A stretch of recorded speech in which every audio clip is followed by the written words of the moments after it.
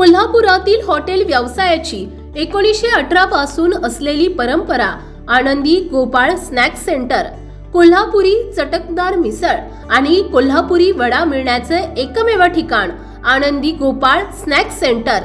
तिखट आहे पण झटका नाही, चटकदार आहे पण जळजळणारी नाही, मधुर आहे पण गोड नाही, खाल्ल्याशिवाय चव कळणार नाही। एक वेळ आपण चव घेऊन पहा।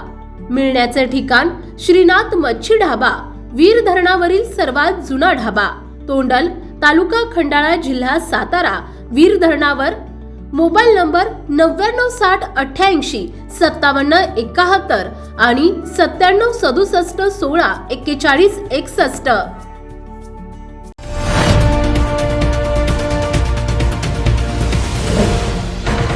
सावधान हिंदुस्तान न्यूज, ज्वलंत विचार, ज्वलंत आचार। महाराष्ट्र राज्यातील कंत्राटी आरोग्य कर्मचाऱ्यांचे नियमित शासन सेवेत समायोजन करण्यात यावे यासह अनेक मागण्या घेऊन संपूर्ण महाराष्ट्रात कंत्राटी आरोग्य कर्मचाऱ्यांचे आंदोलन सुरू आहे। आंदोलनाच्या 15व्या दिवसाला सुरुवात होणार असूनही महाराष्ट्र राज्य शासनाला जाग आली नाही। यावरून महाराष्ट्र राज्य शासन किती दक्ष आहे याची प्रचिती येते। संपूर्ण महाराष्ट्रात हजारो कंत्राटी आरोग्य कर्मचारी मागील 1.5 दशकांपासून अल्पशा मानधनावर अहोरात्र काम करून आपल्या परिवाराची उपजीविका करीत आहेत। 100% नियमित पदावर बिनशर्त समायोजन करण्यात यावं। सर्वोच्च न्यायालयाने दिलेल्या आदेशानुसार समायोजन होईपर्यंत सक्षम पदाचे समान वेतन देण्यात यावे। नियमित शासकीय कर्मचाऱ्यांप्रमाणे सर्व प्रकारचे भत्ते देण्यात यावे आणि या मागण्यांसाठी संपूर्ण महाराष्ट्रात दिनांक 25 ऑक्टोबर पासून काम बंद आंदोलन सुरू केले आहे। आता 15व्या दिवसाला सुरुवात होऊनही कोणतेही प्रकारचे न्यायिक पाऊल उचलण्यात महाराष्ट्र राज्य शासन अपयशी ठरले आहे। यावरून शासन किती मगरूर आणि बेशरम आहे याची प्रचिती येते। कंत्राटी तत्वावरील समुदाय आरोग्य अधिकारी, परिचारिका, कुष्ठरोग, क्षयरोग, औषध निर्माण अधिकारी यांसारख्या विविध संवर्गातील हजारो कर्मचारी संपात सहभागी झाले आहेत।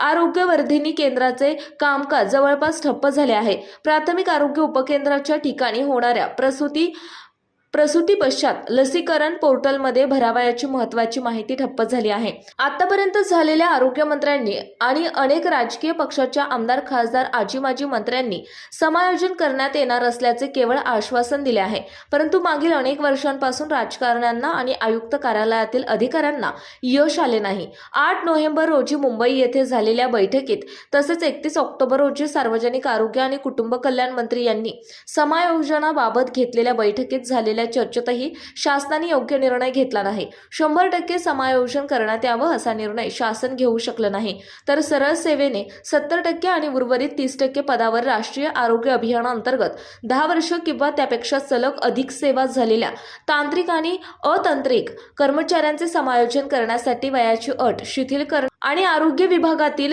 नियमित पदांकरितांचे सेवा प्रवेश नियमामध्ये बदल किंवा दुरुस्ती करून घेण्याचा प्रस्तावास शासनाकडे सादर करण्याच्या ठरावास मान्यता देण्यात आली आहे। गडचिरोली जिल्ह्यासह महाराष्ट्र राज्यातील तालुका स्तरावर महाराष्ट्र राज्य शासनाच्या भोंगळ कारभाराचा जाहीर निषेध करण्यासाठी भजन आंदोलन सुरू केले, तर दिनांक 9/11/2023 रोजी काळे कपडे परिधान करून जाहीर निषेध करण्यात आला। महाराष्ट्र राज्यातील जवळपास सर्वच तालुका स्तरावर कंत्राटी आरोग्य कर्मचाऱ्यांनी संप आंदोलन निषेध करूनही शासन जागे होत नाही। शासनाने याबाबत गांभीर्याने लक्ष वेधून आणि कंत्राटी आरोग्य कर्मचाऱ्यांच्या सहनशीलतेचा अंत न पाहता शासन सेवेत बिनशर्त समायोजन करावे, हेच खरे योग्य निर्णायक पाऊल असेल। अन्यथा पुन्हा हे आंदोलन उग्र रूप धारण केल्याशिवाय राहणार नाही। शासन आणि आरोग्य आयुक्त कार्यालय आणि मंत्रिमंडळ यांच्यात समन्वय दिसून येत नाही। योग्य समन्वय असता तर आतापर्यंत कंत्राटी आरोग्य कर्मचाऱ्यांचे समायोजन करण्यात आले असते। मी डॉक्टर अर्पणा टेंबरे आहे। मी राष्ट्रीय बाल स्वास्थ्य कार्यक्रम अंतर्गत गेले 16 वर्ष झाले या कंत्राटी पदावर आयुष्यभर कंत्राटी करण्याच्या मार्गावर चाललेले आहे आणि शासनाचे असे बहुतांश असे निर्णय आहेत जे आम्हाला कोणत्याच कामाला आमच्या परिवाराला ते लागू होत नाही। तर महत्त्वाचे मुद्दे म्हणजे आम्हाला सुप्रीम कोर्टाने जो आदेश दिलेला आहे की जे 10 वर्ष कर्मचारी झालेले आहेत त्यांना पहिले परमनंट करा, तर आम्हाला ते परमनंटसुद्धा करू शकून राहिलं नाही। महाराष्ट्र सरकारचा एकच विषय आहे की आम्हाला फक्त कंत्राटी ठेवण्याच्या मागण्यामागे ते समोर चाललेले आहेत आणि आम्हाला चालढकल आमचे आयुष्य असंच काढण्याच्या मार्गावर चाललेले आहे। आज आमचं मागच्या आम्ही जो आता 30-31ला जो आमच्याकडले कर्मचारी गेलेले होते त्याच्यातले आमची एक भगिनी मरण पावलेली आहे। आज त्या परिवाराचं झालं काय? त्याच्याकडे सरकारचं अजिबात दुर्लक्ष चाललेलं आहे. तर मेन गोष्ट म्हणजे अशाच काही काही गोष्टी आहेत ज्या आमच्या परिवाराला सगळं अधंतरीत आम्ही जसं शासनाने आम्हाला अधंतरीत सोडलेलं आहे तर त्याच्याकडे लक्ष द्यावं आणि आम्हाला सगळ्यांना समायोजित करण्यात यावं हीच आमची महत्त्वाची मागणी आहे. नमस्कार, मी ANM बोलून राहिली. आम्ही खेड्यापाड्यामध्ये ANM म्हणून काम करतोय. 2007मध्ये NHM पद्धतीनं आम्हाला घेतलेलं आहे. 2007मध्ये अशी परिस्थिती होती की ह्या गडचिरोली जिल्ह्यामध्ये नक्षलग्रस्त भाग असल्यामुळं यायला आणि जायला सुद्धा रस्ते नव्हते. प्रसूती ही इतकी घरी होत होती की कोणीच संस्थेमध्ये यायला तयार नव्हतं. आम्ही त्या काळामध्ये घरोघरी जाऊन प्रत्येक मातांना सेवा देऊन संस्थेमध्येच प्रसूती करायला लावलं आणि आमच्यामुळेच आज आता ही प्रसूती संस्थेमध्ये 100% व्हायला लागली. आणि जेव्हा आमची गरज होती सरकारला संस्थेत प्रसूती व्हावी म्हणून आम्हाला एक कंत्राटी म्हणून घेतलं आणि कमी पगारात घेतलं. आता तुटपुंज्या पगारामध्ये काम करायला लावलं.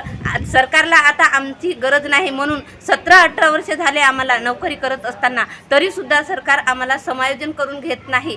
जर सरकारला आमची गरज नसेल तेव्हा मग जेव्हा संस्थेत प्रसूती होत नव्हत्या तेव्हा कशाला घेतलं सरकारने आम्हाला? तेव्हाही घ्यायला नव्हतं पाहिजे. तेव्हा परमनंट पद्धतीनंच ही पदं भरायला पाहिजे होती. जर परमनंट पद्धतीनं ही पदं भरली असती तर आज आमच्यावर कंत्राटी पद्धती ही आलीच नसती.